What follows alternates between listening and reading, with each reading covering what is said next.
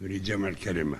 In a new maneuver, Saudi Arabia is trying to circumvent the Vienna peace process by hosting a conference of Syrian opposition, even though the United Nations Special Envoy to Syria, Staffan de Mistura, is responsible directly for preparing the Syrian opposition members list. This thing constitutes a direct violation of the Vienna statement.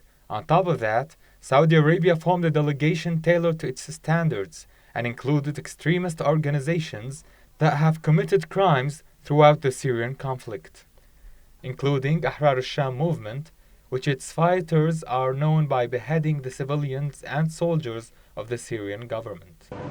The Russian Foreign Ministry expressed its resentment at the parties who met in Riyadh for their attempt to mark themselves representatives of Syrian opposition, pointing out that the Syrian opposition representation in this meeting was inadequate and negatively affected the concluding notes of the Vienna statement. In the same context, Russia's special envoy to the United Nations, Vitaly Churkin, confirmed that Riyadh would not have the final say on who of the Syrian opposition could negotiate with the Syrian government. Iranian Deputy Foreign Minister Hossein Amir Abdullahian pointed out in a phone call with de Mistura that Iran would not acknowledge the Syrian opposition meeting in Riyadh.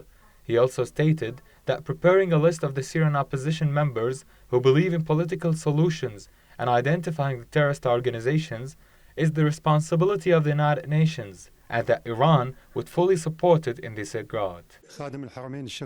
The Saudi move would not meet with success, especially with neglecting the true voices in what is politically termed the Syrian opposition, without excluding those who took up arms and exercised terrorism against the Syrian people to execute foreign agendas. Adil Ali, MEC.